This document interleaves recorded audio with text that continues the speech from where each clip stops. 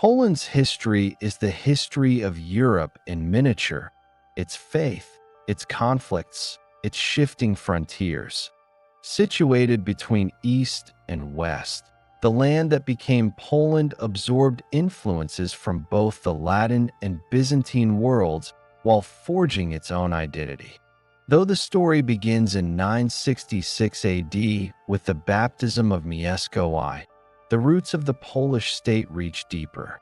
To the early Slavic tribes who settled along the Vistula River and laid the foundation for what would become a distinct political and cultural community. Over the next 10 centuries, Poland's fortunes rose and fell with the tides of empire and ideology. It built one of Europe's largest federations, endured partitions that erased it from maps, and survived total war and foreign domination. Yet through each crisis, its culture, language, and faith preserved a sense of continuity that outlasted every regime. This documentary traces that thousand-year journey, from the first Christian kingdom to the fall of the People's Republic in 1989. It follows the formation of the Polish state, its golden age, its disappearance and rebirth, and its final emergence from Soviet control. What unfolds is not a legend or a myth, but a record of endurance. How a nation, tested by centuries of upheaval, remained itself. You will learn what the entire history of the Polish community holds from birth to maturity.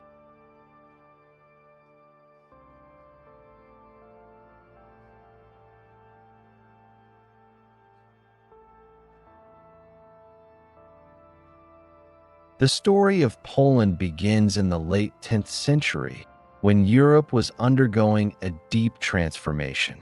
Western Christendom was spreading across the continent, and small tribal societies were consolidating into kingdoms. Among them were the West Slavic tribes inhabiting the lands between the Oder and Vistula rivers, territories that would become Poland. By the middle of the 10th century, one tribe had risen above the rest, the Polans. Their center of power lay in the region of Greater Poland, around Gniezno and Poznan. Their ruler, Mieszko I, from the Piast dynasty, began the process of unifying the scattered tribes under a single political authority. Before this, the area was a patchwork of loosely connected tribes, each with its own customs, pagan beliefs, and local leaders.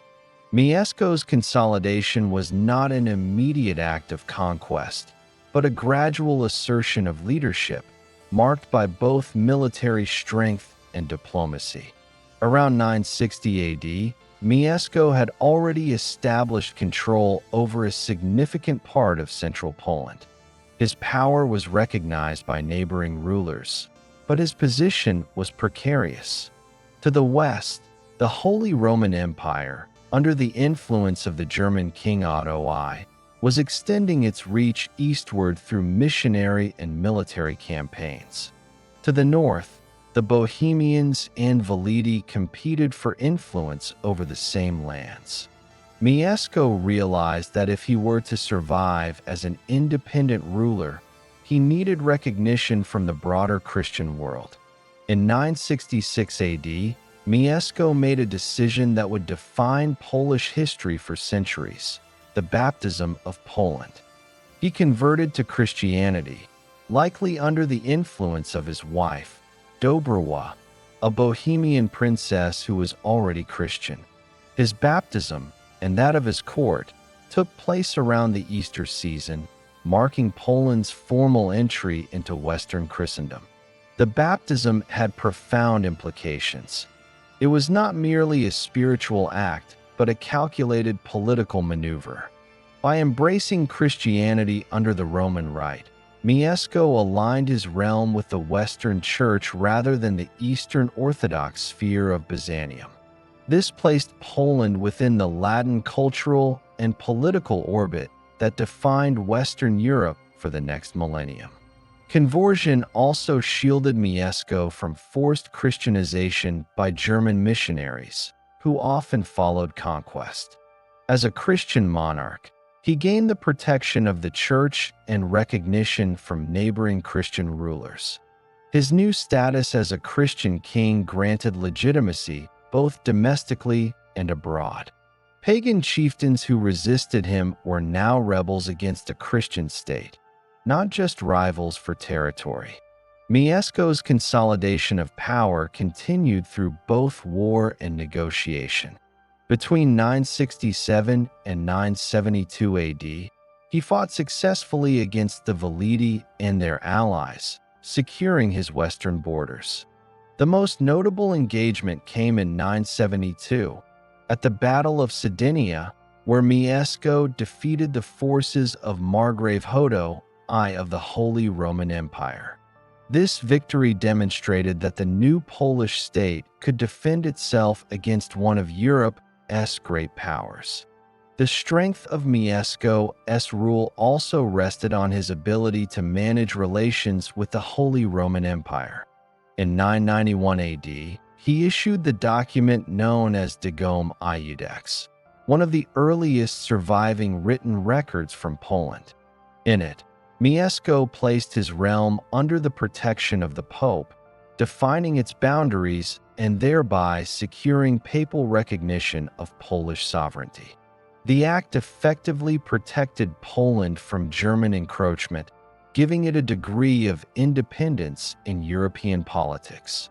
When Mieszko died in 992 AD, he left behind a stable and recognized state, a significant achievement in an era when many early medieval realms collapsed after a ruler's death.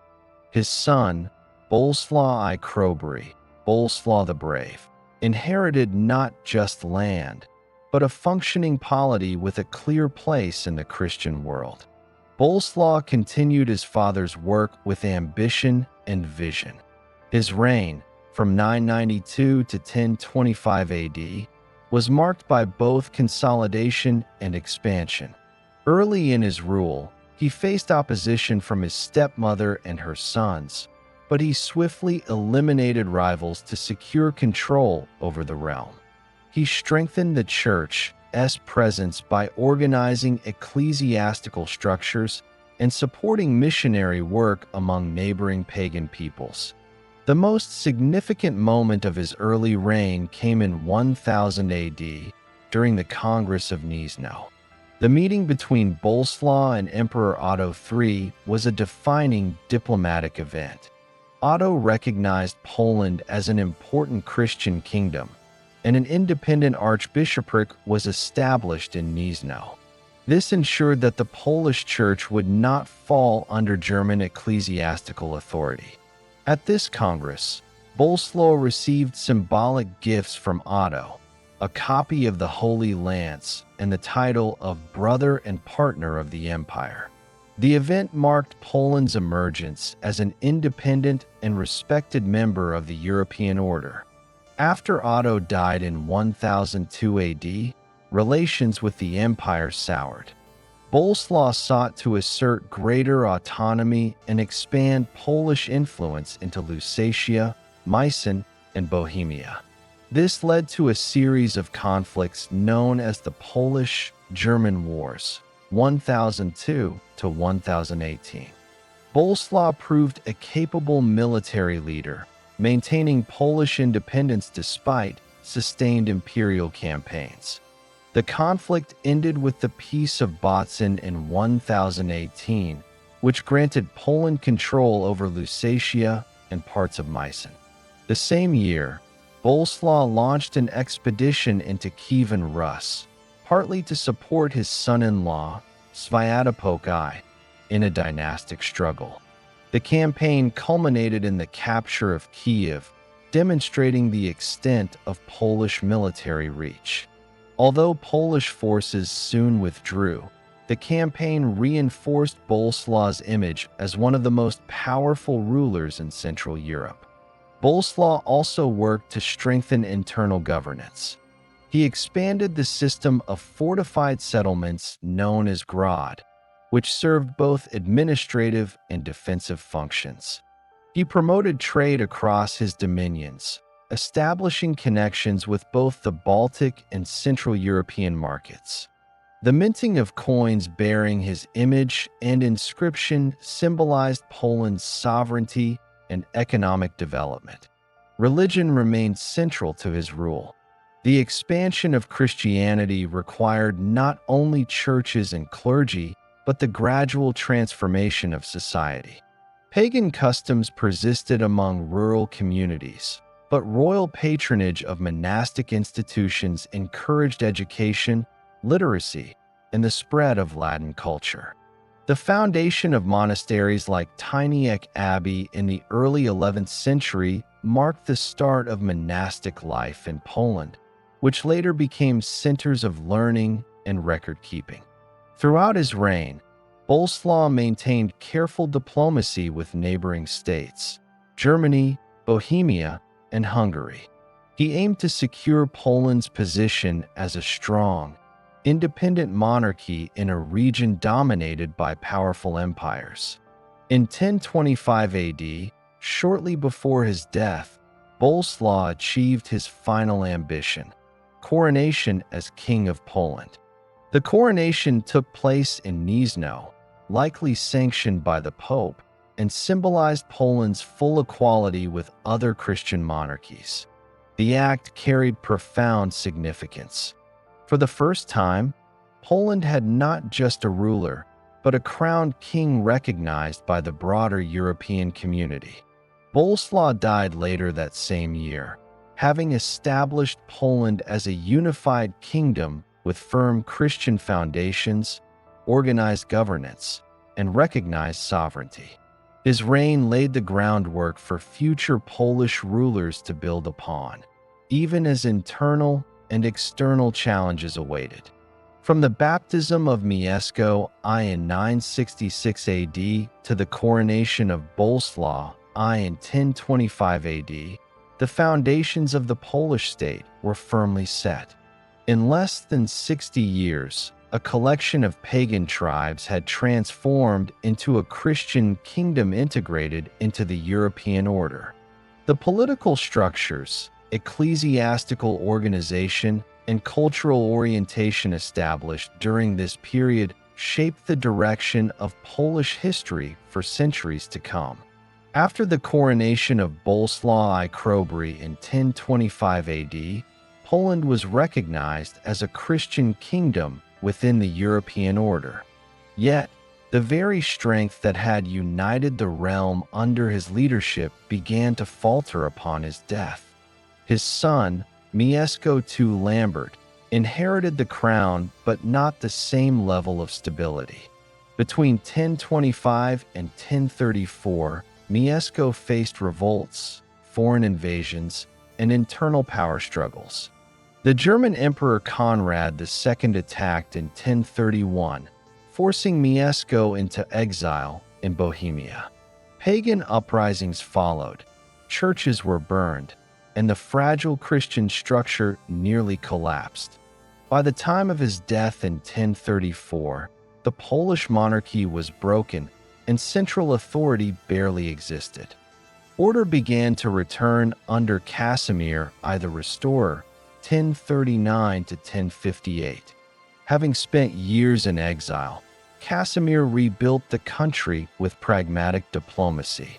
He regained control over Greater Poland, restored Krakow as a political center, and re-established the church hierarchy with papal support. His reign marked the slow reassembly of what had fallen apart, a deliberate reconstruction of state institutions, army, and economy. Casimir's cautious governance allowed Poland to survive in a Europe dominated by stronger neighbors. His successor, Boleslaw II the Generous, 1058 to 1079, tried to revive the ambitions of his grandfather. Initially successful, he supported papal reforms during the investiture controversy and crowned himself king in 1076 with the Church's blessing. However, A conflict with Bishop Stanislaus of Krakow, who opposed his harsh rule, led to the bishop's execution, a move that cost Boleslaw domestic and papal support. Deposed in 1079, he fled to Hungary, leaving the throne to his brother the Ladislaw I Herman, 1079 to 1102. Under the Ladislaw I Herman, Poland reverted to ducal rule under heavy German influence. His powerful court official, Palatine Cieciek, controlled much of the real authority until the Ladislaw's sons, Zbigniew and Boleslaw III Krzywości, rebelled. The resulting civil war ended with Boleslaw III's victory in 1107 and his reunification of the realm. His reign, 1102 to 1138, brought a new phase of internal stability and external campaigns. He strengthened control over Pomerania, spreading Christianity along the Baltic coast. His victory over Emperor Henry V's forces at Glago in 1109 secured independence from German dominance.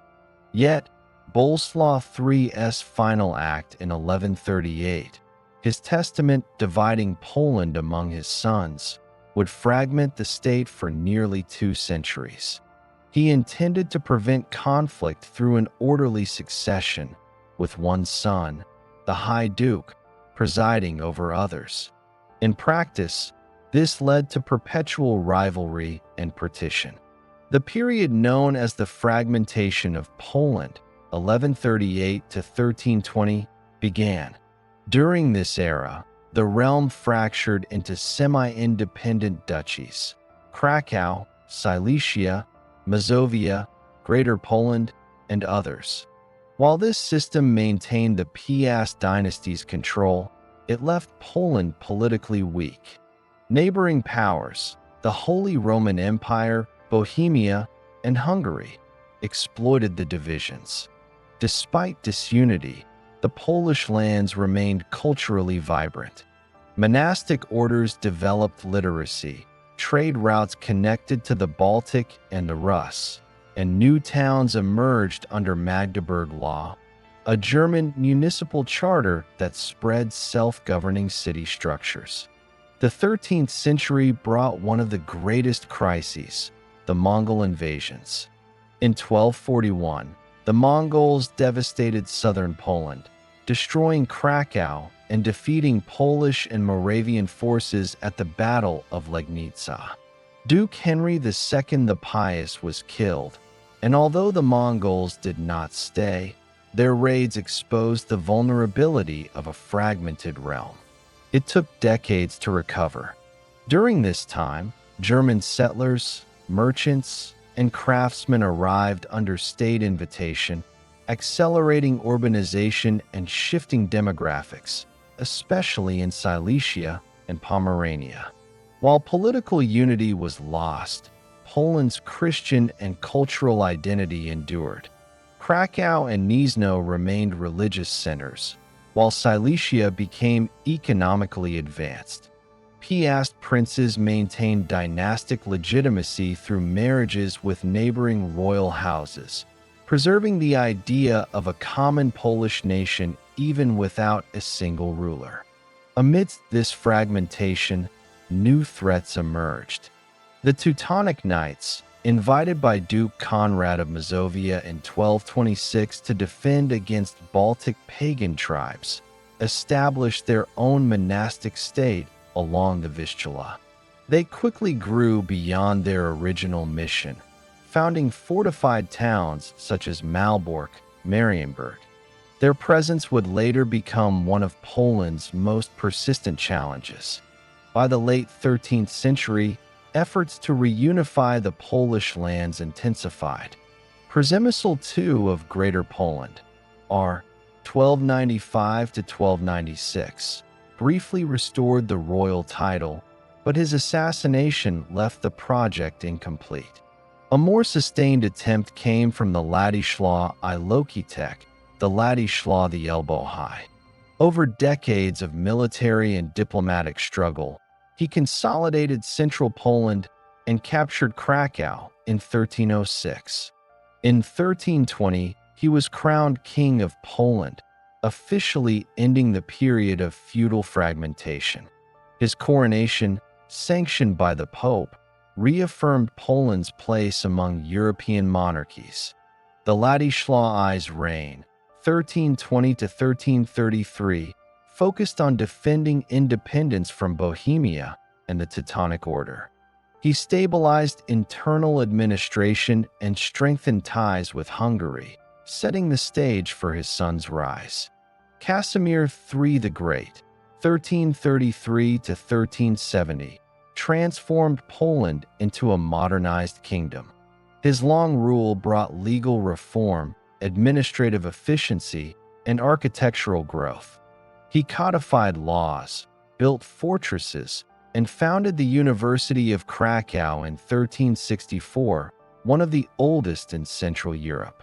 Casimir also expanded eastward, incorporating Red Ruthenia, Galicia, into Polish territory. He was known as the Great, not for conquests, but for reconstruction. His tax reforms stabilized finances, while diplomacy replaced warfare as his main tool. Under him, towns flourished and trade expanded along the Vistula. When Casimir died without a male heir in 1370, the Piast dynasty ended. The crown passed to Louis I of Hungary, marking the beginning of the Polish-Hungarian Union. Louis I ruled through local governors and promised privileges to the Polish nobility in exchange for support. After he died in 1382, succession disputes erupted again. 2 years later, in 1384, his daughter Jadwiga was crowned as king, not queen, of Poland, a symbolic act emphasizing sovereign authority. Her reign soon intersected with a pivotal alliance: her marriage to Grand Duke Jogaila of Lithuania in 1386. Jogaila converted to Christianity, became the Ladislaw II Jagiello, and founded the Jagiellonian dynasty. This marriage united Poland and Lithuania into one of the largest political entities in Europe. It also concluded centuries of internal fragmentation, external threat, and dynastic uncertainty. The Polish state that emerged in 1386 was stronger, more centralized, and ready to enter a new era of influence, one that would soon define Central and Eastern European politics for centuries. 1386 marked a turning point in Polish history, when Jogaila, the Grand Duke of Lithuania, married Queen Jadwiga of Poland. He converted to Christianity and took the name the Ladislaw II Jagiello. This act not only united two powerful realms, Poland and Lithuania, but also initiated a dynastic union that would define Eastern Europe for centuries. The Union of Kruo established a shared monarchy under Jagiello, bringing together the Christianized Polish kingdom and the still largely pagan Grand Duchy of Lithuania.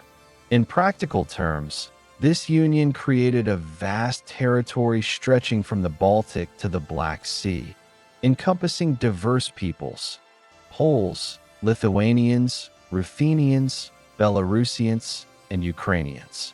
Though different in language and culture, they were now bound under one ruler and one emerging diplomatic identity. This marked the start of what would later evolve into the Polish-Lithuanian Commonwealth. During the early decades of this union, Poland's main challenge lay in confronting the Teutonic Knights, whose power along the Baltic coast remained unchecked. The Battle of Grunwald, Tannenberg, in 1410 became the decisive moment. The combined Polish-Lithuanian forces under the Ladislaw II Jagiello and Lithuanian commander Vytautas the Great defeated the Teutonic Order, one of the most powerful military organizations in medieval Europe. The victory weakened the Knights irreversibly. though it took the Peace of Thorn in 1466 to officially end the conflict and secure Royal Prussia under Polish control. The victory at Grunwald gave Poland international prestige and economic leverage. Gdansk, Danzig, Torunia, and Elbląg flourished as Hanseatic trade centers. The nobility, or szlachta, grew more influential through land ownership and privileges granted by the monarch in exchange for loyalty. This gradual shift of power from crown to nobility would later become a defining trait, an eventual weakness, of the Commonwealth. Following Jagiello's long reign, 1386 to 1434, Poland entered a period of dynastic continuity under his descendants, the Jagiellonian dynasty. His son, the Ladislaw III, reigned briefly before dying in battle against the Ottomans at Varna in 1444. The throne then passed to his brother, Casimir IV Jagiellon, 1447 to 1492, who oversaw a golden era of political expansion and internal reform. Casimir IV strengthened royal authority, encouraged education, and oversaw the codification of laws. His reign also marked Poland's growing involvement in Central Europe. Through his sons, he secured influence in Bohemia and Hungary, linking the Jagiellons to multiple thrones. Economically, Poland thrived as a major grain exporter. The Vistula River became a vital trade artery, connecting Polish estates to Baltic ports. The resulting prosperity enriched the nobility, but also deepened the feudal system, binding peasants more tightly to the land. By the late 15th century, political balance shifted further toward the szlachta. The Nihil Novi Act of 1505, enacted under King Alexander Jagiellon, declared that no law could be passed without the consent of the Sejm, the Polish parliament composed of nobles.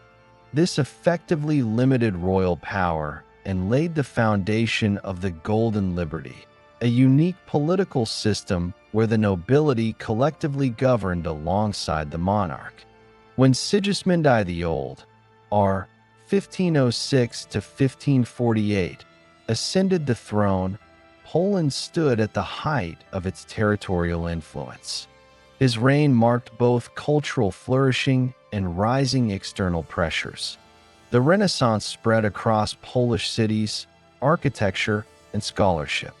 The University of Krakow became a hub of learning, attracting astronomers like Nicholas Copernicus, who in 1543 published De Revolutionibus Orbium Coelestium, a work that would later transform global science.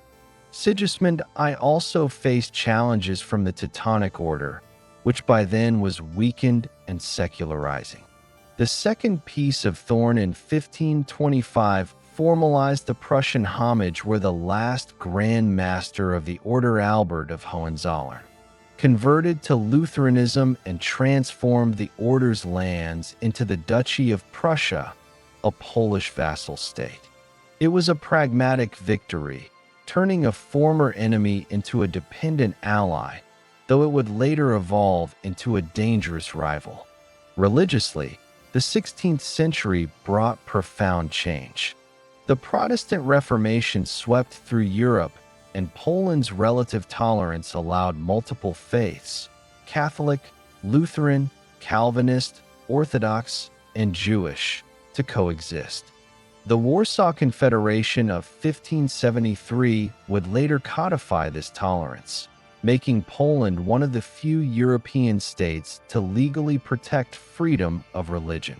This pluralism attracted intellectuals, merchants, and refugees, turning cities like Krakow, Lublin, and Poznan into cosmopolitan centers.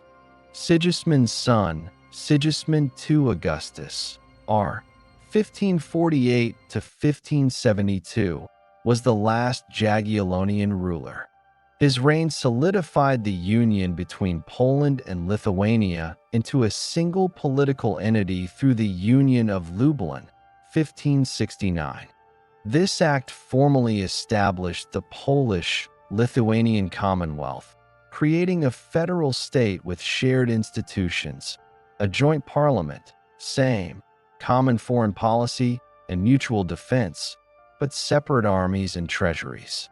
It became one of the largest and most populous countries in Europe, covering nearly 1 million square kilometers.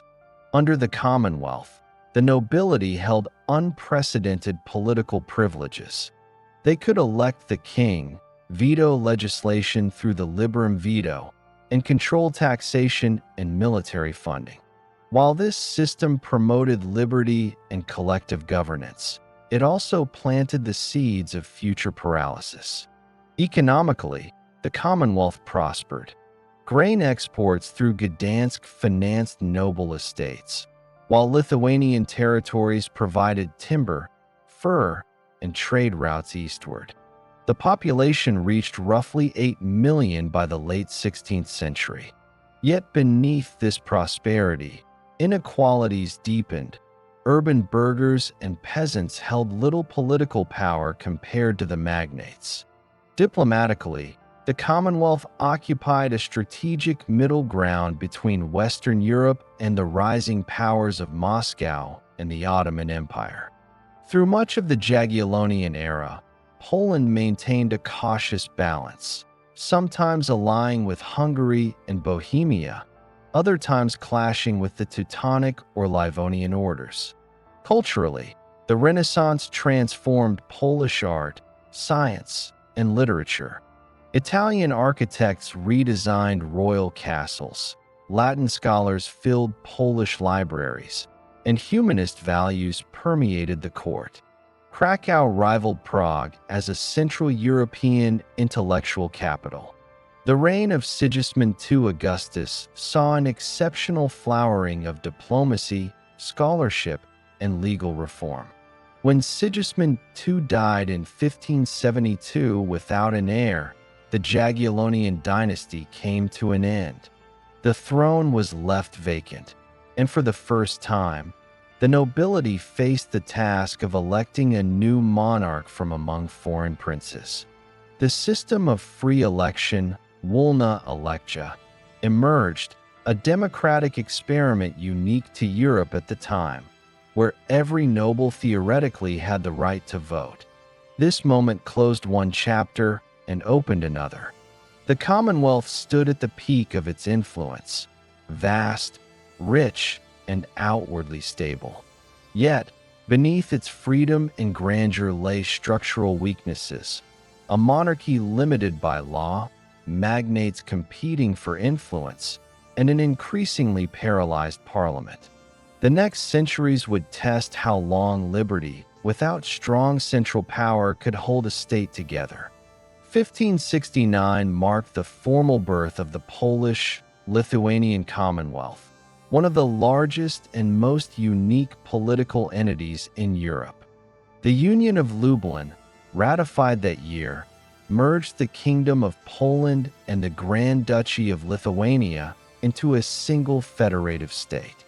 This was not an empire held together by conquest, but a voluntary union of two equal nations sharing a monarch, a parliament, same, and a foreign policy, while retaining their own armies, treasuries, and administrations.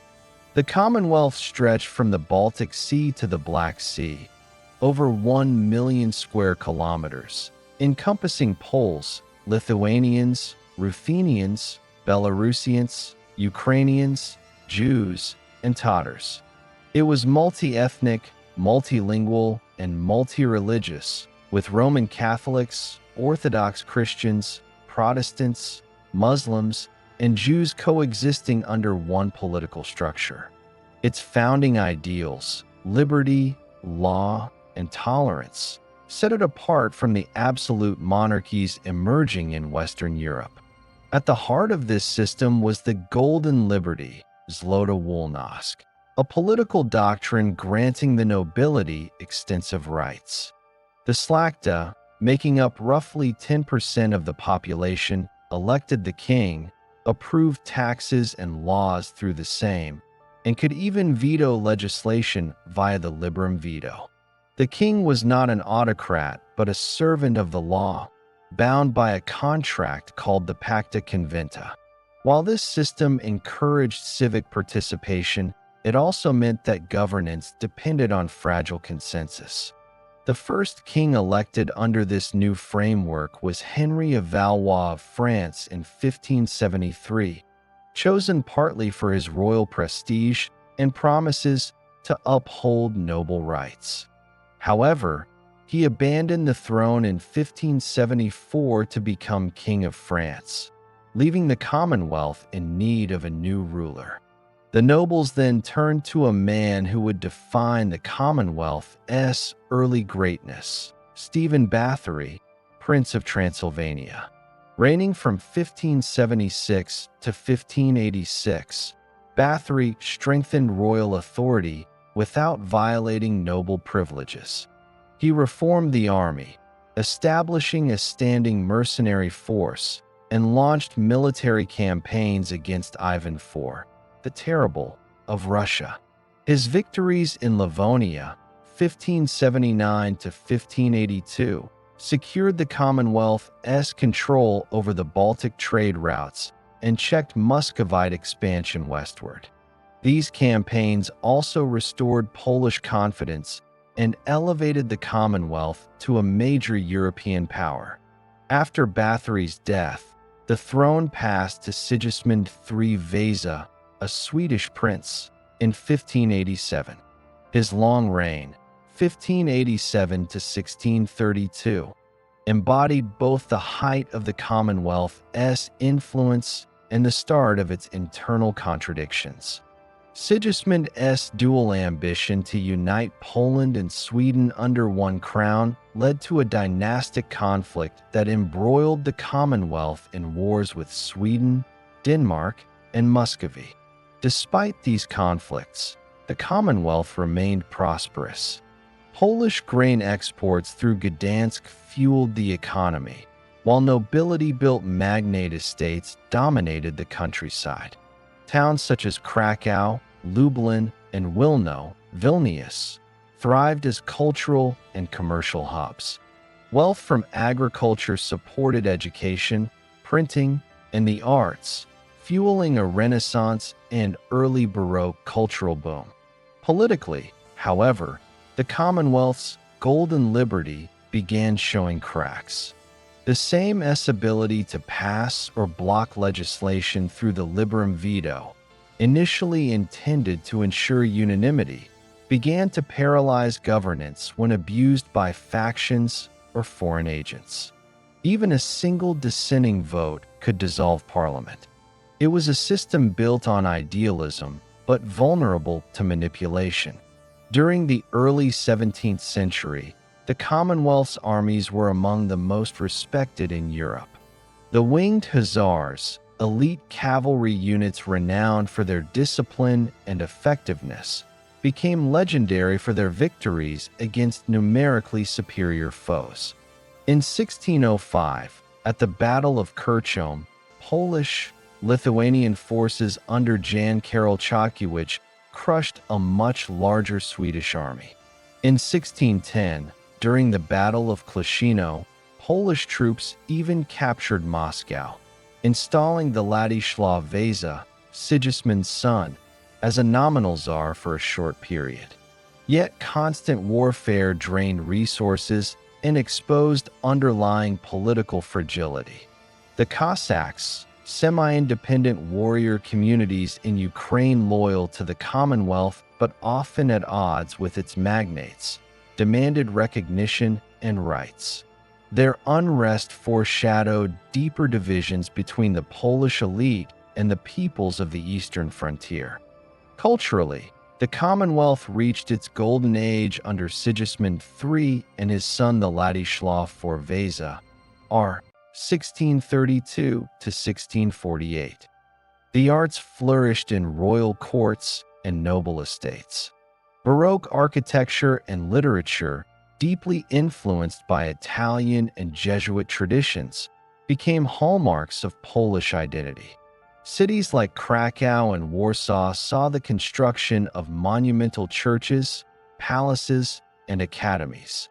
The Jesuit colleges produced scholars and diplomats fluent in Latin and classical learning, giving the Commonwealth an intellectual edge in European diplomacy. Religious tolerance also reached an unprecedented level.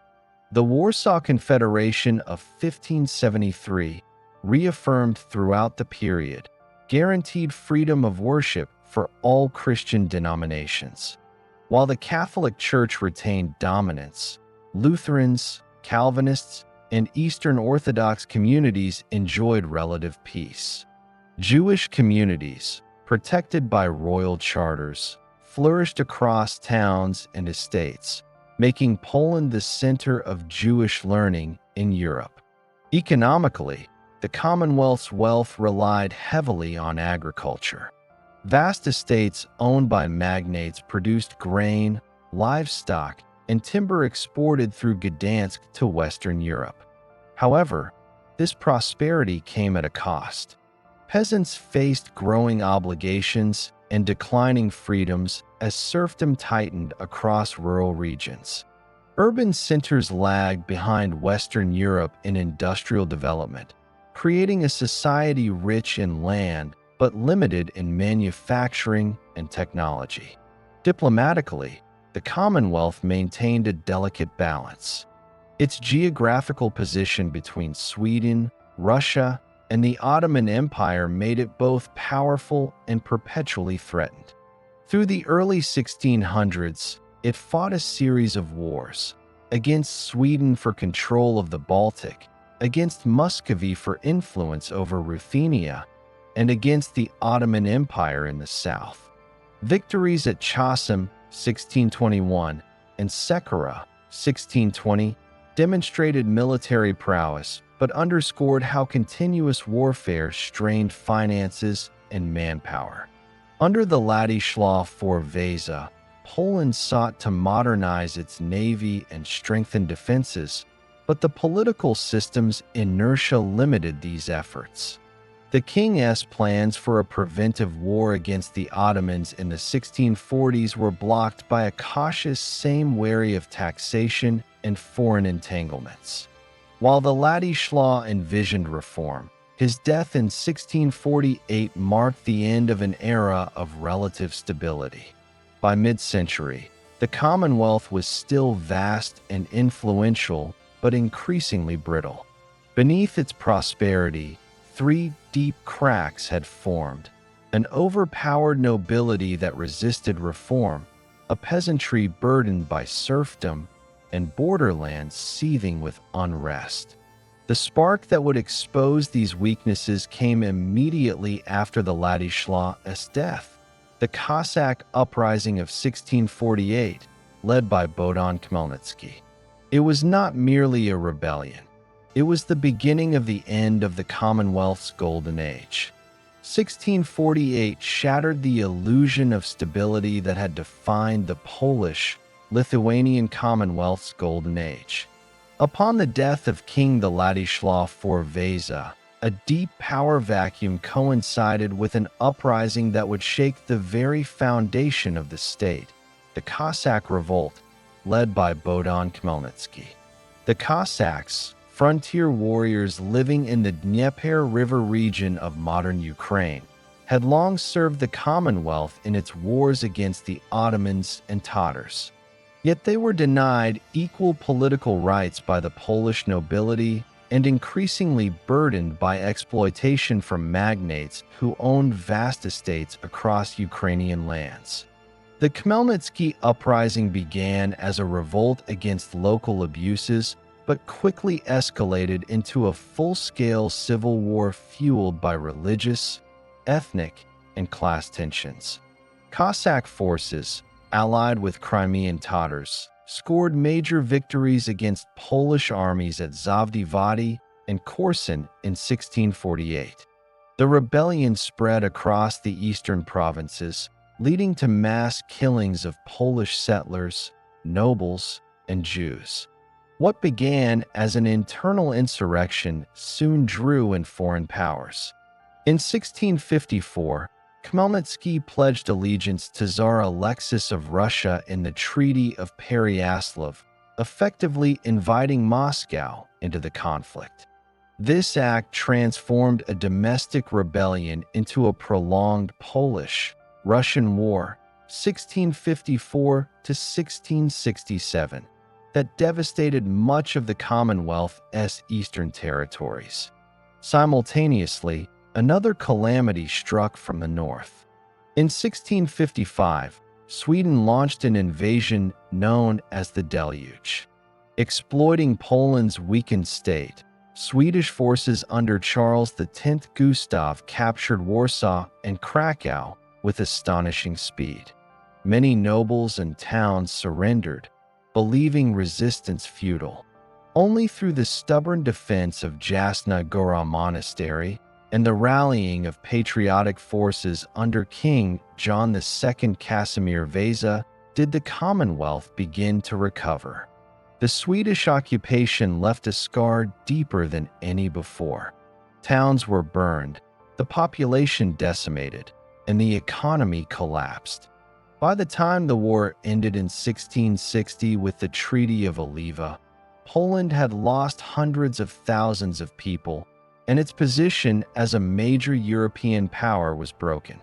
The cumulative effect of the Cossack Wars, Russian invasion, and Swedish deluge was catastrophic. The Commonwealth's military was exhausted, the treasury empty, and the population reduced by nearly a third. Political unity fractured as nobles turned inward to protect their regional interests. Meanwhile, the liberum veto, once a symbol of noble freedom, became a weapon of paralysis. Any single member of the Sejm could dissolve parliament and nullify all past legislation. It was used repeatedly by magnates and foreign powers to block reform. King John III Sobieski, r. 1674 to 1696, offered a brief resurgence.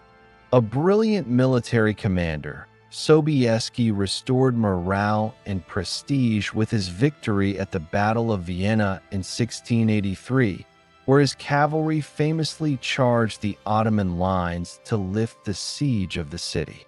His leadership earned him admiration across Europe and temporarily revived hopes of Commonwealth revival. Yet, even Sobieski could not overcome the systemic weaknesses of the state: factionalism, economic decline, and an entrenched political class unwilling to reform. By the early 18th century, the Commonwealth had become a shadow of its former self. Its political system, admired for liberty in the 16th century, was now a tool for manipulation by foreign powers. Russia, Prussia, and Austria routinely interfered in royal elections, supporting candidates who would serve their interests. When Augustus II the Strong, Elector of Saxony, became king in 1697, the Commonwealth was effectively drawn into foreign conflicts, particularly the Great Northern War, 1700 to 1721, between Sweden and Russia. During this war, Poland was repeatedly invaded and occupied by rival armies. Warsaw and Krakow were ravaged again. Augustus II's alliance with Russia against Sweden deepened Moscow's influence over Polish affairs. When his son, Augustus III, succeeded him in 1733, the throne was contested by Stanislaw Leszczynski, a pro-French candidate, leading to the War of the Polish Succession, 1733 to 1738. The war ended with Russian and Austrian intervention and further loss of sovereignty. Internally, the Commonwealth's economy lagged behind its neighbors. While Western Europe was entering the age of industry and centralized states, Poland remained agrarian and politically decentralized. Serfdom intensified, and the nobility's obsession with privilege stifled reform. Towns stagnated, Foreign merchants dominated trade. The once mighty Sejm became a battleground of corruption and obstruction. By the mid-18th century, Russia had achieved near total dominance over Polish politics. The Convocation Sejm of 1764 marked the election of Stanislav II August Poniatowski, a former lover of Russian Empress Catherine the Great. Though an enlightened reformer and patron of the arts, Stanislav ruled under the shadow of Russian oversight. Despite foreign control, intellectual life revived under the Polish Enlightenment. The Commission of National Education, 1773, one of Europe's first ministries of education, reformed schooling, while thinkers like Hugo Kolodich and Stanislav Staszic promoted modernization. The king sponsored art, architecture, and literature, transforming Warsaw into a cultural center. Yet these efforts unfolded against an irreversible political decline. The first blow came in 1772 with the First Partition of Poland. Taking advantage of Poland's internal weakness, Russia, Prussia, and Austria agreed to divide parts of its territory among themselves. The Commonwealth lost roughly one-third of its land and population. The event shocked Europe and exposed Poland's inability to defend itself. In the aftermath, reformers pushed harder for change. The four-year Sejm, 1788 to 1792, drafted the Constitution of May 3, 1791, the first modern codified constitution in Europe and the second in the world after the United States. It aimed to abolish the liberum veto, establish majority rule, and strengthen the monarchy, an attempt to rescue the Commonwealth from collapse. But neighboring powers saw reform as a threat. Conservative nobles, fearful of losing privileges, formed the Targowica Confederation and invited Russian intervention. In 1792, Russian forces invaded to restore order. Despite valiant resistance, the reform movement collapsed. This led to the Second Partition in 1793, which stripped away more territory and left Poland virtually dependent on Russia.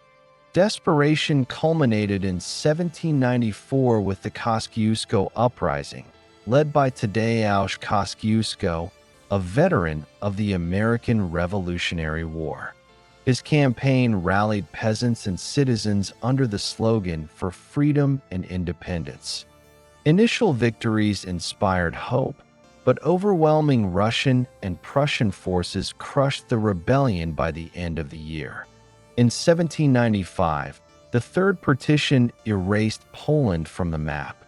The territories were divided between Russia, Prussia, and Austria, and the Commonwealth ceased to exist as a sovereign state.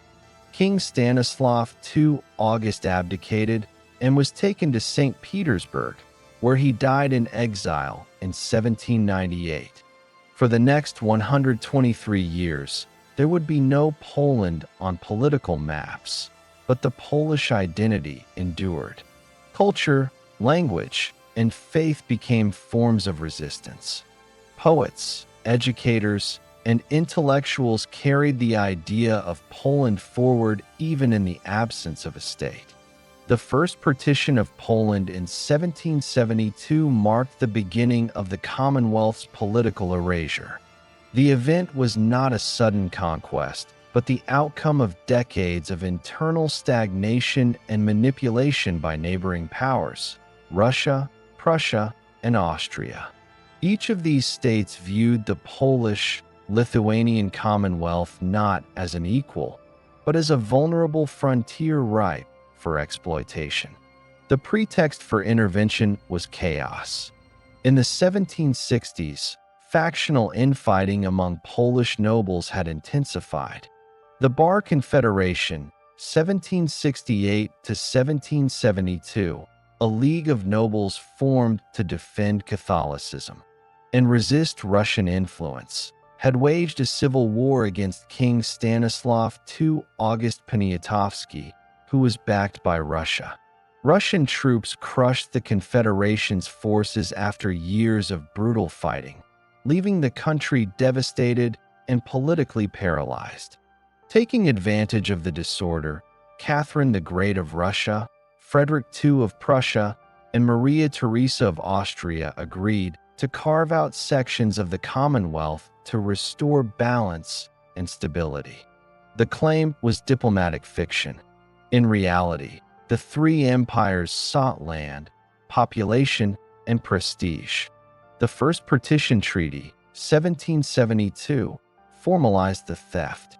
Austria annexed Galicia and Lodomeria, gaining rich agricultural lands and key trade routes.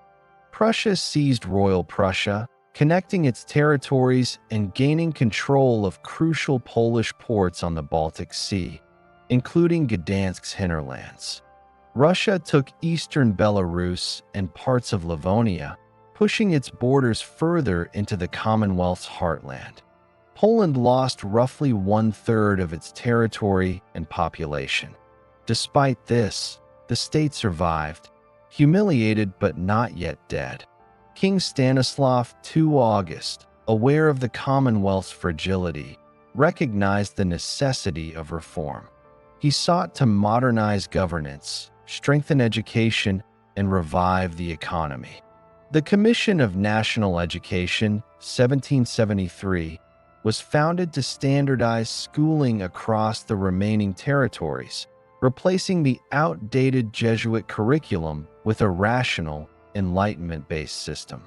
It became one of Europe's earliest ministries of education. During this time, Warsaw became a center of intellectual revival. Writers, scientists, and reformers debated how to rebuild Poland's political system. Newspapers flourished. Enlightenment ideas from France and Britain circulated widely. Despite this cultural awakening, the Commonwealth's survival still depended on its ability to reform its paralyzed government and defend its autonomy against the encroaching empires. The four-year Sejm, 1788 to 1792, also known as the Great Sejm, was the turning point. With Russia temporarily distracted by wars with the Ottoman Empire and Sweden, reform-minded nobles saw an opening. They pushed through major changes aimed at centralization and renewal. The highlight came on May 3, 1791, the adoption of the Constitution of May 3, the first modern constitution in Europe and the second in the world after the United States. The document sought to replace the anarchy of noble democracy with a constitutional monarchy. It abolished the liberum veto, limited the excessive powers of the magnates, protected peasants under the law, and strengthened the central government. The new system preserved monarchy, but aimed for a balance between authority and freedom. For a brief moment, optimism returned. Reformers believed Poland could rebuild itself from within. The Constitution's supporters, King Stanislav, Hugo Kołłątaj, Ignacy Potocki, and other patriots, represented a new generation determined to reverse centuries of decline. But this progress alarmed the conservative nobility and foreign powers alike. Many magnates feared the loss of their privileges, while Catherine the Great viewed a reformed and independent Poland as a threat to Russian dominance. In 1792, a group of Polish nobles formed the Targowica Confederation, calling upon Catherine to restore ancient freedoms. It was, in essence, an open invitation for Russian invasion.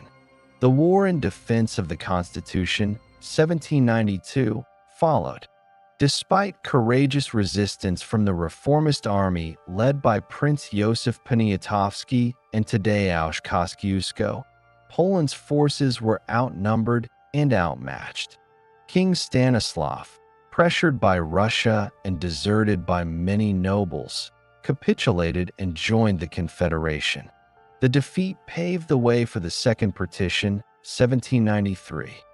Russia and Prussia divided more Polish lands, leaving only a small central remnant under the nominal control of the king. Austria, weakened by its own wars, abstained but supported the partition diplomatically. After the Second Partition, Poland had lost over half of its original territory and population compared to a century earlier. What remained of the Commonwealth was little more than a Russian protectorate. The economy collapsed, the army disbanded, and the morale of the people sank. Yet, from the ruins, one last effort to reclaim independence emerged. In 1794, Tadeusz Kosciuszko, a veteran of the American Revolutionary War and a symbol of Polish patriotism, returned to lead an insurrection. Declaring himself Naczelnik, supreme commander, Kosciuszko called upon all Poles, nobles, townsmen, and peasants to rise in defense of national liberty. His proclamation of Polaniec promised partial emancipation of serfs, an unprecedented gesture meant to unite society under a single cause. At first, the uprising succeeded. The Polish forces won significant victories at Rakłowice and Warsaw, inspiring hope across Europe that Poland might revive itself through determination. But unity was fleeting. The Russian and Prussian armies, vastly superior in numbers, regrouped and launched coordinated assaults. After months of brutal fighting, Warsaw fell in November 1794, and Kosciuszko was captured in battle earlier that year. The Third Partition, 1795, followed swiftly. Russia, Prussia, and Austria agreed to erase the Polish, Lithuanian Commonwealth completely from the map. Russia absorbed most of the remaining Lithuanian and Belarusian lands. Prussia annexed central Poland, including Warsaw. Austria took southern Poland and the city of Krakow. King Stanislav II August was forced to abdicate and was taken to St. Petersburg under Russian supervision, where he lived in quiet exile until he died in 1798. By the end of 1795, the political entity known as Poland no longer existed. For the next 123 years, there would be no Polish state, only the idea of one. The three occupying powers imposed new administrations, censored Polish culture, and sought to erase national identity. Yet the Polish language, literature, and religion became the instruments of quiet resistance. Writers such as Adam Narasiewicz and Ignacy Krasicki preserved the memory of the Commonwealth's achievements, while exiled nobles and intellectuals maintained the dream of national rebirth. In schools and homes, the story of Poland was whispered as a moral lesson, a reminder of what liberty meant and what its loss had cost. The partitions of Poland became one of Europe's most striking examples of political extinction. No other major nation disappeared so completely, and yet none kept its national consciousness so alive during the absence. By 1795, Poland had transitioned from a powerful European state to a suppressed nation living under foreign rule. But the idea of independence, forged through centuries of struggle and reform, would not vanish.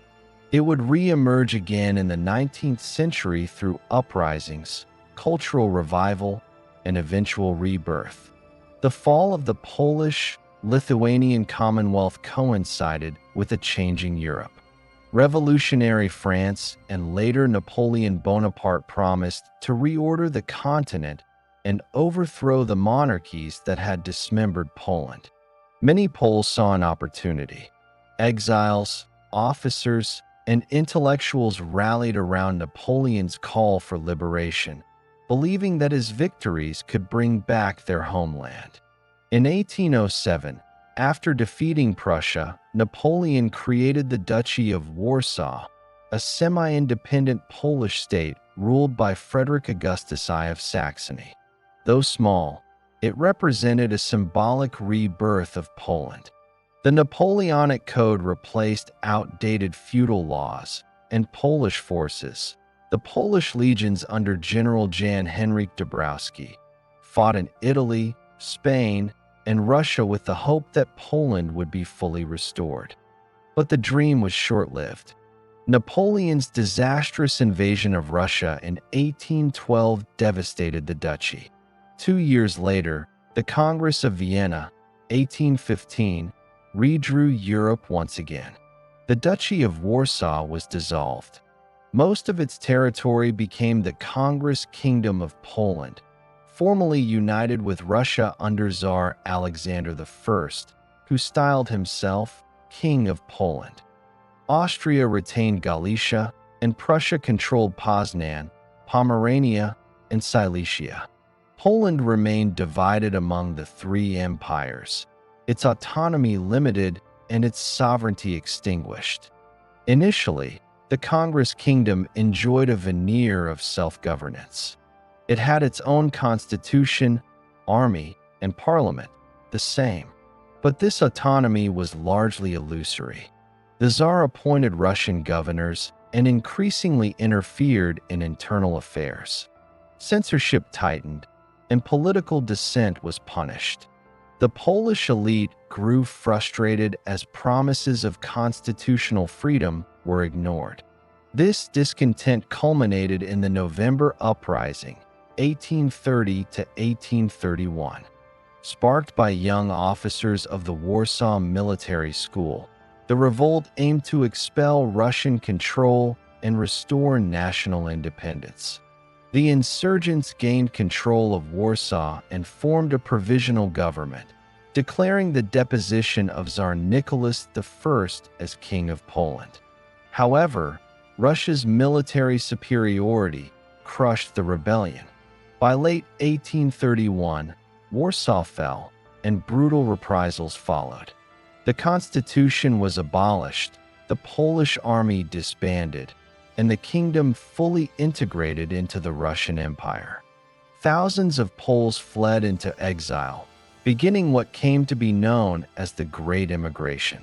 Exiled intellectuals, officers, and political leaders established centers of Polish culture and activism across Europe, especially in Paris, which became the de facto capital of Polish exile. Figures like Adam Mickiewicz, Juliusz Slowacki, and Zygmunt Krasinski transformed Polish Romantic literature into a vehicle for national identity. Through poetry, drama, and philosophy, they reimagined Poland not as a state, but as a moral and spiritual nation whose suffering symbolized the struggle for freedom. Mickiewicz's Pan Tadeusz became a cornerstone of Polish culture, a reminder of the homeland that lived on through memory and language. Politically, the émigré community remained divided. Some favored diplomatic appeals, others advocated armed insurrection. Secret societies emerged inside the partitions, particularly among students and intellectuals, keeping the revolutionary spirit alive. The mid-19th century brought more turmoil. In 1846, an attempted national uprising in Galicia failed when Austrian authorities exploited peasant resentment against the nobility. The result was the Galician slaughter, in which peasants, encouraged by the Austrians, massacred rebel landowners. The rebellion's collapse further divided the social classes within Poland. The Springtime of Nations, 1848, a wave of revolutions across Europe, reignited hopes for Polish independence. Poles participated in uprisings in Poznan, Vienna, and Lviv, but again, these efforts were defeated. The European powers remained determined to suppress nationalist movements. The most significant insurrection came in 1863, the January uprising in the Russian partition. It began as a protest against forced conscription into the Russian army, but evolved into a full-scale guerrilla war. Despite immense bravery and popular support, the rebels lacked resources and foreign backing. By 1864, the uprising was crushed. The aftermath was severe. Russia abolished what remained of Polish autonomy, intensified Russification, and confiscated estates from participants. The Polish language was banned in schools and administration. Orthodox churches replaced Catholic ones in many regions. Thousands were executed, imprisoned, or exiled to Siberia. The message was clear: open rebellion had failed. After repeated defeats, Poles turned to organic work, a policy of strengthening the nation through education, economic development, and cultural unity rather than armed revolt. The focus shifted to self-improvement and modernization within the constraints of foreign rule. In Prussian Poland, resistance took the form of economic and cultural defense against Germanization. Poles founded banks, cooperatives, and newspapers to preserve their identity. Figures like Hippolyt Jagiellonian and Wojciech Korfanty became symbols of Polish entrepreneurship and civic pride. Under Austrian rule in Galicia, the situation was more lenient. By the late 19th century, Poles enjoyed relative autonomy. The University of Lwów and the Jagiellonian University in Krakow became intellectual centers for Polish culture. The Galician Sejm, though limited, allowed Polish politicians to debate and influence policy. In contrast, Russian Poland remained heavily repressed. Yet underground education networks, known as the Flying Universities, kept Polish history, language, and science alive. One of their students, Maria Sklodowska-Curie, later known as Marie Curie, carried this spirit of perseverance into international acclaim. By the dawn of the 20th century, a new generation of Poles sought not only cultural preservation but also political action. Socialist movements like Józef Pilsudski's Polish Socialist Party, PPS, and Roman Dmowski's National Democracy in Decha proposed different strategies. Pilsudski favored armed struggle, while Dmowski emphasized diplomacy and national unity. When World War I broke out in 1914, Poland again became the battlefield of empires. The occupying powers fought across its lands, devastating cities and farmlands alike. Yet the war also created a new political opportunity. As the three partitioning powers fought each other, Russia against Germany and Austria-Hungary, the Polish question re-emerged on the international stage. Józef Pilsudski, commanding the Polish legions under Austrian patronage, aimed to create the nucleus of a future Polish army. Meanwhile, Roman Dmowski lobbied in Western Europe and the United States for Allied recognition of Polish independence. By 1917, with the Russian Revolution and the collapse of the Tsarist regime, the balance of power shifted. The Bolsheviks renounced control over Polish lands, and German forces occupied much of the territory. When Germany itself fell in November 1918, the occupying troops withdrew, leaving a political vacuum. On November 11, 1918, Józef Pilsudski returned to Warsaw from imprisonment in Germany. He was appointed head of state, and Poland's independence was officially restored after 123 years of partitions. The Second Polish Republic was born. After 123 years of partitions, Poland re-emerged as a sovereign nation in 1918. The end of World War I saw the collapse of the three empires that had once carved it apart: Russia, Germany, and Austria-Hungary, opening the way for rebirth. On November 11, 1918, Józef Pilsudski returned to Warsaw and assumed power as head of state, symbolizing both the end of occupation and the beginning of a new, fragile independence.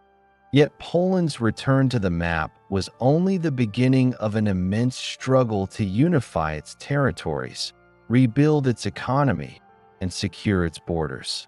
The Poland of 1918 was not a ready-made nation. Its territories had been governed by three different empires, each with its own legal systems, currencies, and infrastructures. The new government had to merge these regions, Galicia, Congress Poland, Poznan, and others, into a coherent state. Railways didn't connect properly, schools taught in three languages, and currencies ranged from Russian rubles to German marks. At the same time, the new republic faced immediate military threats. Its borders were uncertain, and neighboring states sought to claim territories that had once belonged to the Polish, Lithuanian Commonwealth. In the West, Germany contested control over Poznan and Upper Silesia. The Greater Poland Uprising of 1918 to 1919, led by local Polish insurgents, secured much of the region for Poland. In Silesia, three uprisings between 1919 and 1921 followed, resulting in a League of Nations mediated division that awarded Poland the industrial eastern part. To the east, conflict with Soviet Russia defined Poland's early years. The Polish-Soviet War, 1919 to 1921, was fought over Ukraine and Belarus, both formerly part of the Commonwealth. Pilsudski envisioned a federation of Central and Eastern European states, called Intermarium, that could counter both Germany and Russia. Soviet leaders, however, saw Poland as a bridge to spread communism westward. In 1920, the Soviet offensive reached the outskirts of Warsaw, threatening to destroy the newborn state. But Pilsudski's counterattack, later called the Miracle on the Vistula, repelled the Red Army and preserved Polish independence. The Treaty of Riga, 1921, established Poland's eastern border, granting it control over much of present-day western Ukraine and Belarus. The victory came at a heavy cost. Hundreds of thousands of soldiers dead or wounded, and deep political divisions over the war's aims.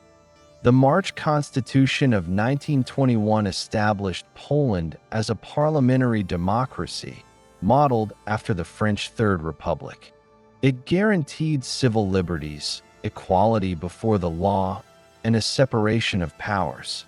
The same parliament held significant authority, while the presidency was largely symbolic.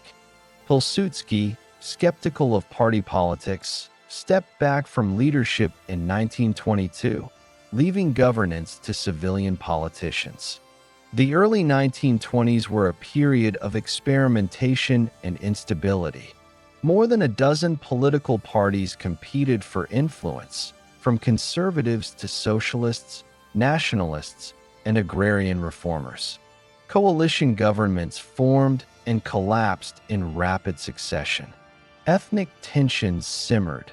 Jews, Ukrainians, Belarusians, and Germans made up nearly one-third of the population, and balancing their rights within a Polish-dominated state was an ongoing challenge. Economic recovery was equally difficult. The country inherited devastated infrastructure, war debts, and hyperinflation.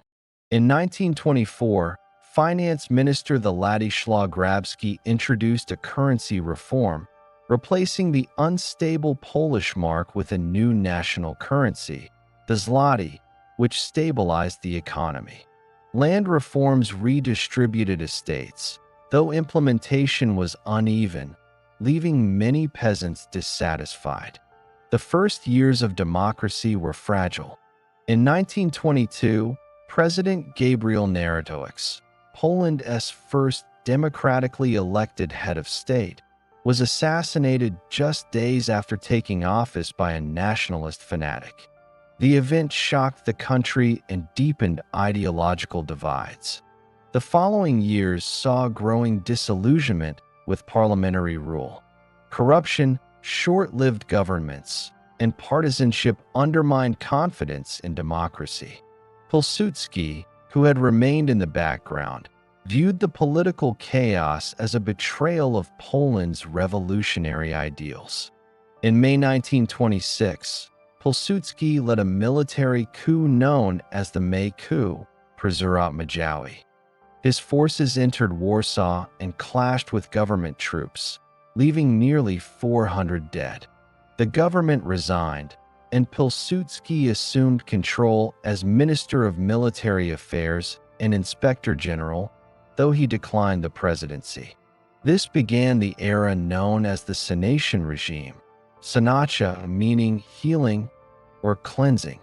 Pilsudski and his allies aimed to heal Polish politics by curbing party influence and strengthening executive authority.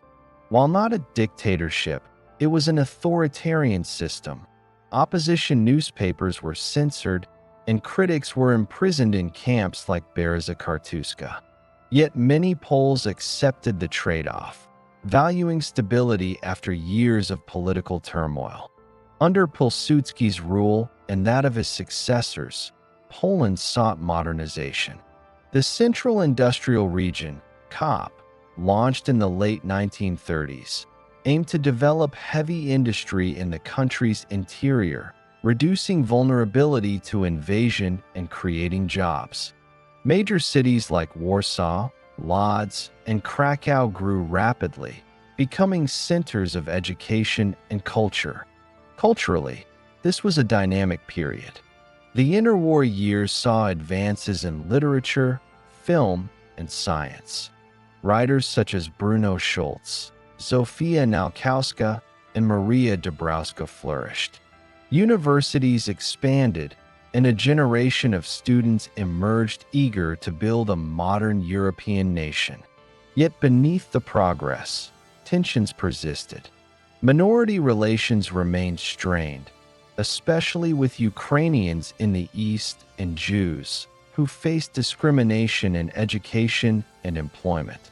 Political opposition, including the National Democrats, Indecha, and socialist groups, accused the government of suppressing democracy.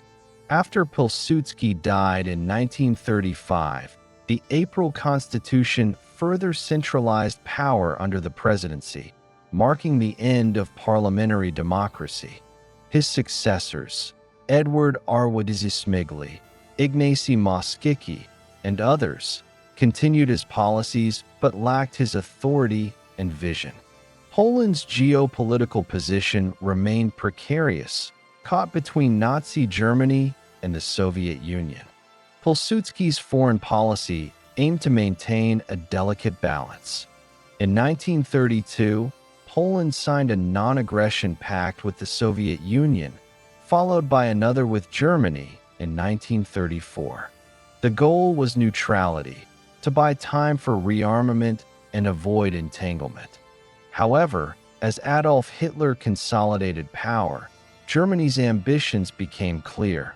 The Nazi regime rejected the post-World War I borders, demanding the return of Danzig, Gdansk, and the construction of an extraterritorial corridor through Polish territory. Poland refused. Meanwhile, Poland strengthened ties with France and Britain, securing military guarantees in the event of German aggression. But these assurances would soon be tested. Domestically, Poland faced mixed fortunes. Industrial output grew, but much of the population, especially in rural areas, remained poor. The authoritarian government's control over the press and opposition stifled debate at a time when unity and preparation were vital. In March 1939, Germany occupied Czechoslovakia, making Poland the next likely target. Diplomatic efforts to form a regional alliance failed. On August 23, 1939, Nazi Germany and the Soviet Union signed the Molotov-Ribbentrop Pact, a non-aggression treaty with a secret protocol dividing Eastern Europe into spheres of influence. Poland was to be split between them. On September 1, 1939, Germany invaded Poland from the west.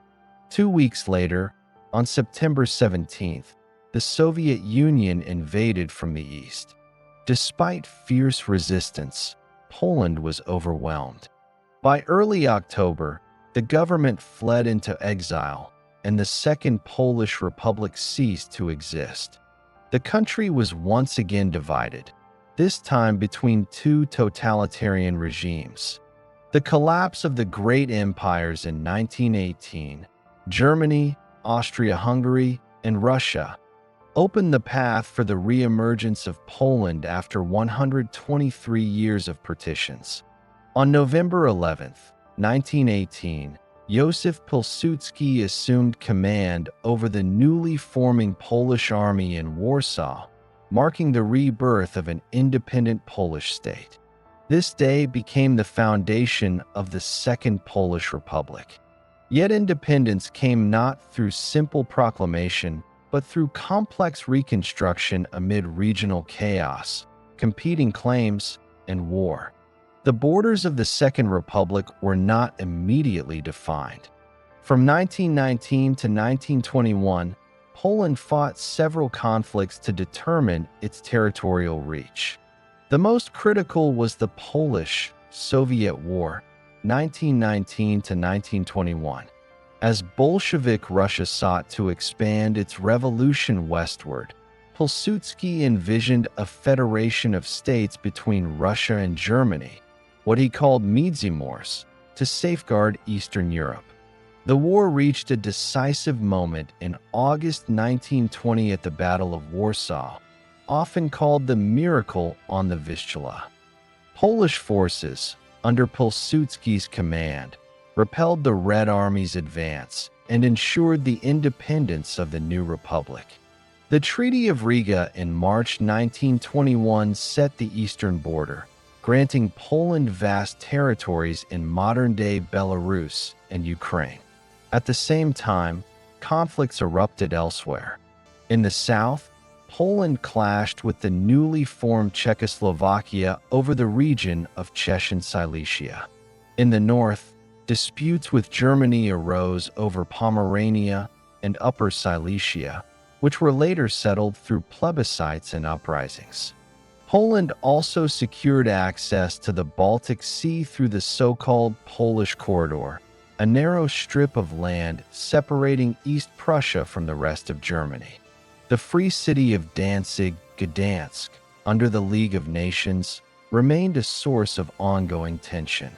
By 1921, Poland had established a constitution modeled on Western parliamentary systems. The March Constitution of 1921 introduced a democratic republic with a president, parliament, and an independent judiciary. Pilsudski, preferring to remain above daily politics, retired from active leadership, but political instability soon became evident. More than a dozen governments formed and fell within a few years, hampered by factional divisions, economic troubles, and weak coalitions. In May 1926, Pilsudski, dissatisfied with the dysfunction, led a military coup d'état, seizing control of the government in what he termed as sanation, or cleansing of public life.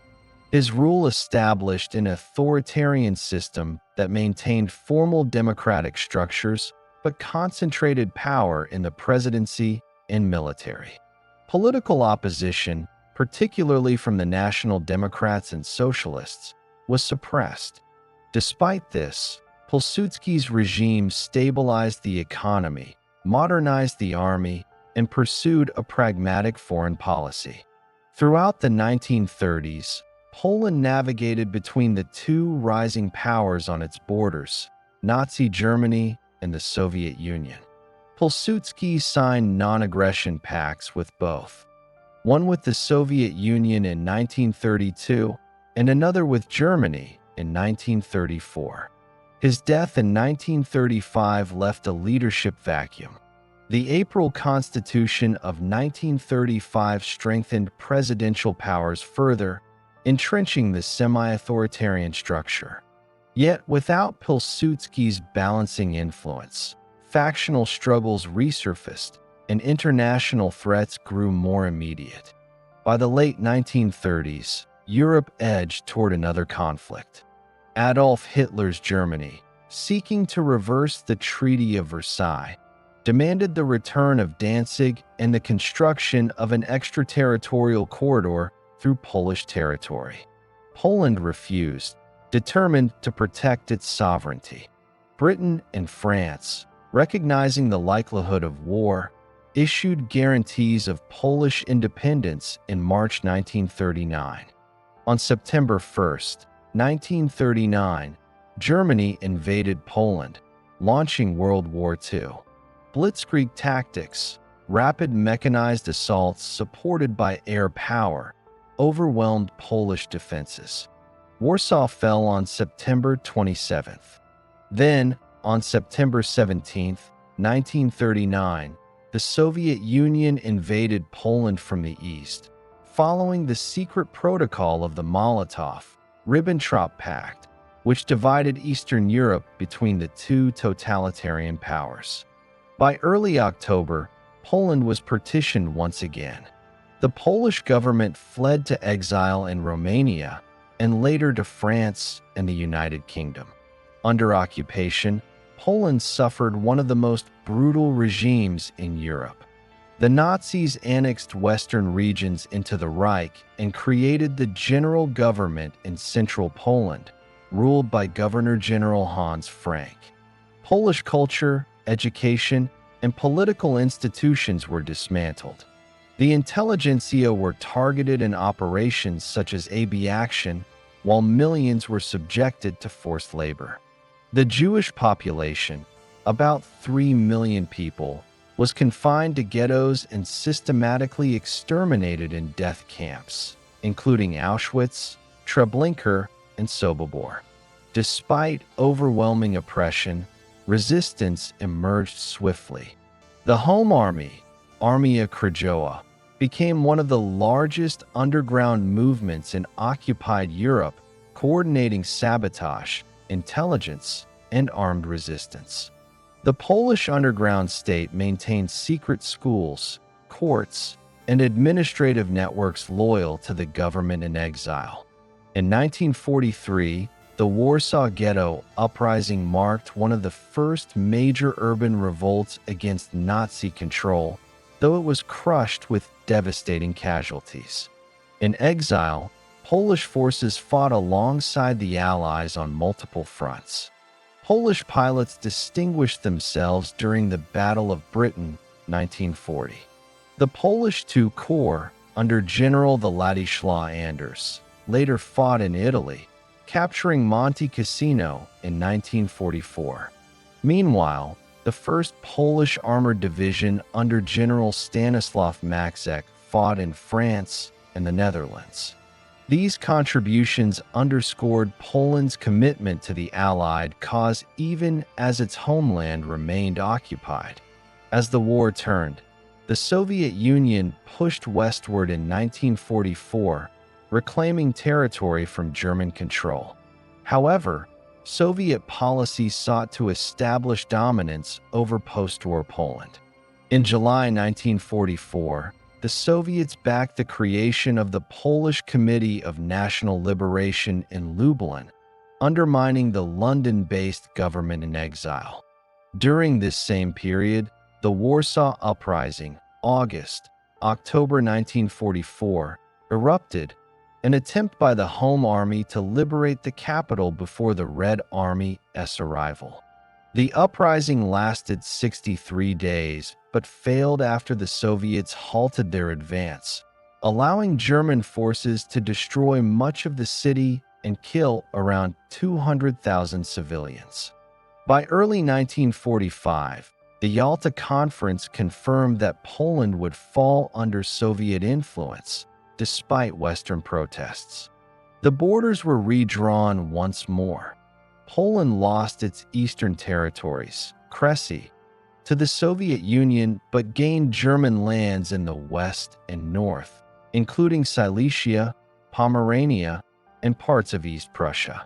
The new borders followed the Oder-Neisse line, dramatically shifting the population through mass expulsions and resettlements.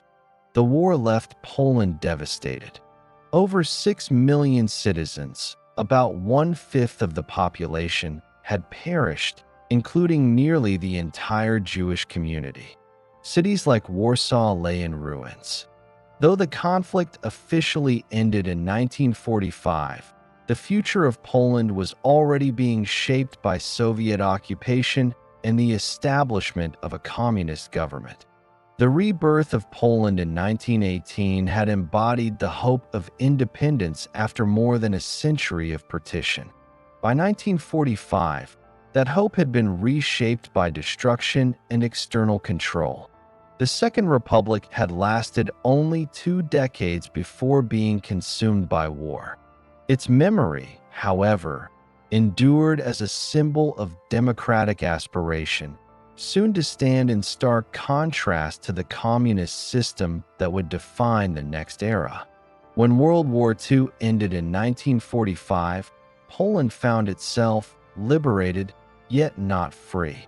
The country had endured 6 years of devastation, with 1/5 of its population dead and most cities in ruins.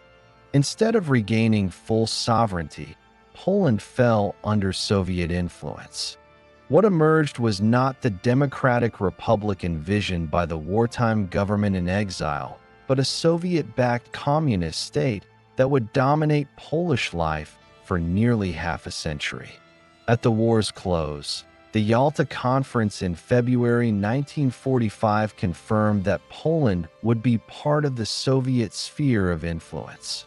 The Polish Committee of National Liberation, formed in Lublin in 1944 and backed by Moscow, became the foundation for a provisional government.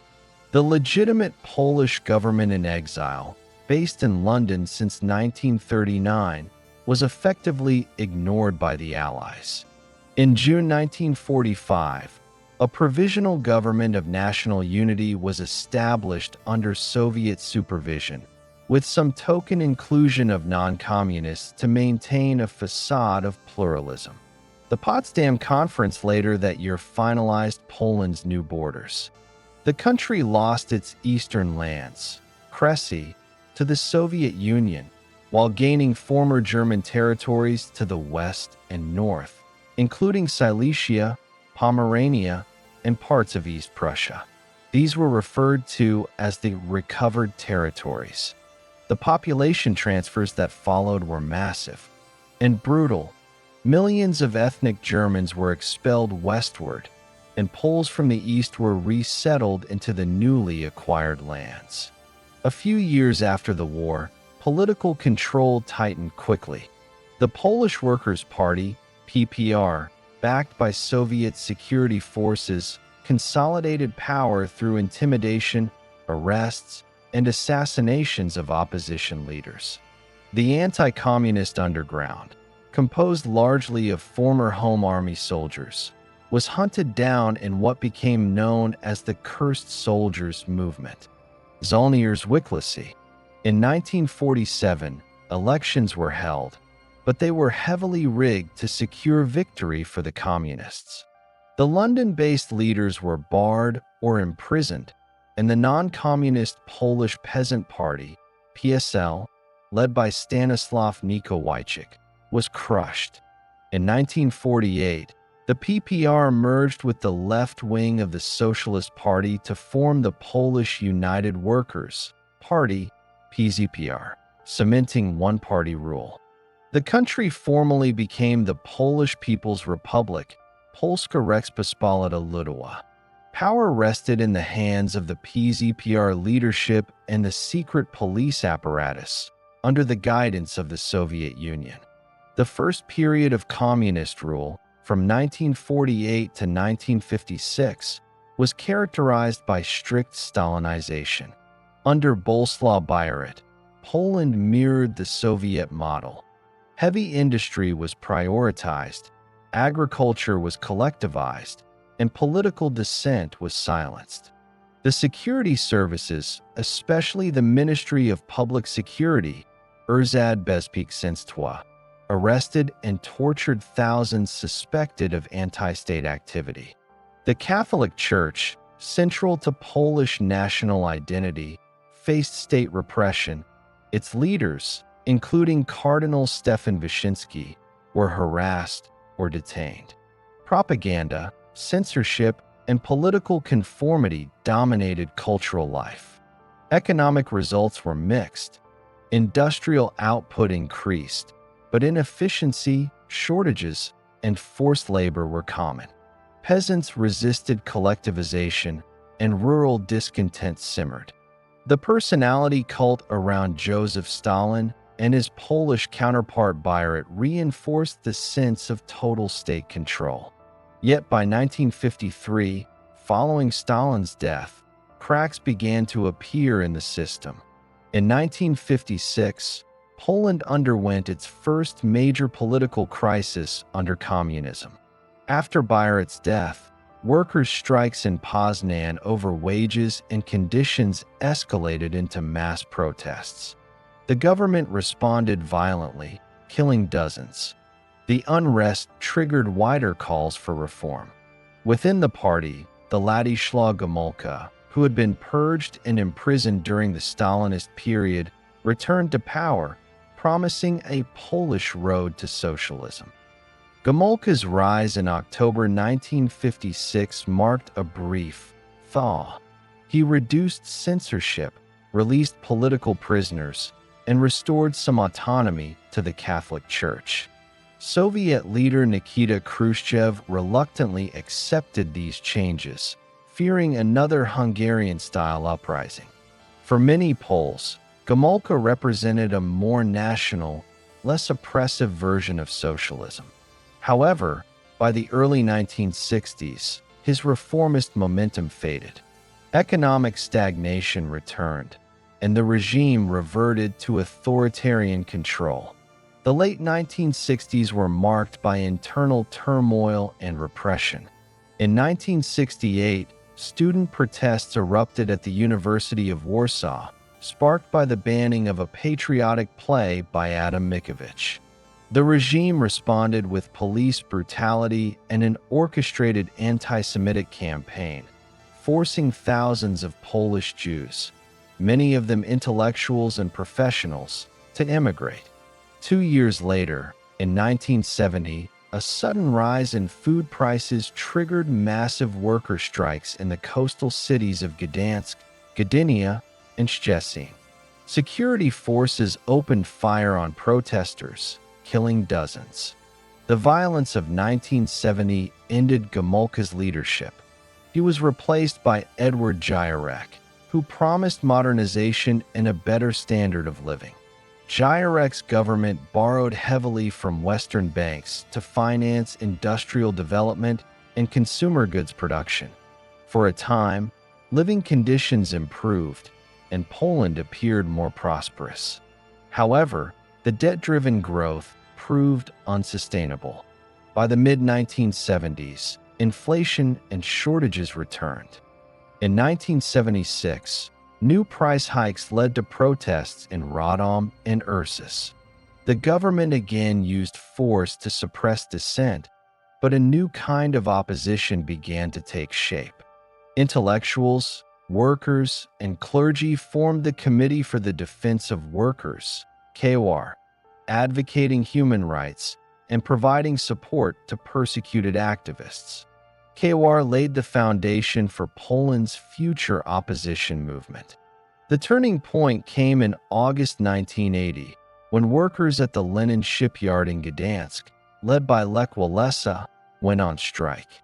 Their demands were not just economic, but political: the right to form independent trade unions, freedom of speech, and an end to censorship. The strikes spread across the country, forcing the government to negotiate. The result was the Gdansk Agreement, August 31st, 1980, which legalized the Solidarity Movement, Solidarność, the first independent labor union in the communist bloc. Solidarity quickly grew into a nationwide social movement with nearly 10 million members. It united workers, intellectuals, and the church under a shared goal of reforming the communist system. Pope John Paul II, elected in 1978 as the first Polish pontiff, became a powerful moral symbol of resistance. His visits to Poland inspired mass mobilization and renewed national pride. The communist leadership, under General Wojciech Jaruzelski, grew alarmed. Under pressure from Moscow and fearing an uprising, Jaruzelski declared martial law on December 13, 1981. Tanks rolled through Polish streets. Solidarity leaders, including Walesa, were arrested. Censorship returned in full force. The movement was driven underground, but not destroyed. Over the next several years, clandestine publications, strikes, and church-backed activism kept the spirit of resistance alive. By the mid-1980s, the communist regime was weakened by economic collapse and public disillusionment. Foreign debt soared, shelves were empty, and trust in the state evaporated. The rise of Mikhail Gorbachev in the Soviet Union, with his policies of glasnost and perestroika, opened new possibilities for reform across Eastern Europe. In 1988, renewed strikes forced the government to negotiate with opposition leaders. These roundtable talks, held from February to April 1989, brought together the PZPR and Solidarity representatives to discuss political and economic reforms. The outcome was groundbreaking. Partially free elections were scheduled for June 1989. Solidarity won an overwhelming victory, capturing nearly every seat it was allowed to contest. That election marked the beginning of the end for communist rule in Poland. Within months, a non-communist, Tadeusz Mazowiecki, became prime minister, the first in the Eastern Bloc since the war. The Polish People's Republic formally ended, giving way to the Third Polish Republic. From 1945 to 1989, Poland's experience under communism was one of control, resistance, and eventual transformation. Soviet domination imposed political conformity and economic hardship, but it could not extinguish Poland's national identity. The persistence of the church, the courage of intellectuals, and the solidarity of workers ultimately dismantled one of the most entrenched authoritarian systems in Europe. The era closed not with revolution, but negotiation, proof that the will to reclaim freedom, though long suppressed, remained constant from the first uprisings after the war to the peaceful transition that reshaped Europe's future. From its baptism in 966 AD to the fall of communism in 1989, Poland's history reveals a nation defined not by borders, but by endurance. Across nearly a millennium, the Polish state rose from tribal beginnings to a medieval kingdom, evolved into a vast commonwealth, vanished from maps through partition, and re-emerged through persistence and will. Each transformation left a distinct imprint: political structures shaped by compromise, culture rooted in faith, and identity sustained through adversity. The Polish experience mirrors Europe's broader shifts: the spread of Christianity, the rise and decline of monarchies, the birth of modern nationalism, and the struggle between freedom and control in the 20th century. Through conquest, resistance, and renewal, Poland maintained a continuous cultural thread that neither partition nor occupation could erase. By 1989, when the communist system collapsed and democratic governance returned, Poland had completed one of the longest and most turbulent journeys in European history. Its survival was not accidental. It was built on collective memory, resilience, and the determination to reclaim sovereignty. The story of Poland between 966 and 1989 stands as a historical record of endurance, continuity, and the enduring capacity of a nation to rebuild itself through every era of change.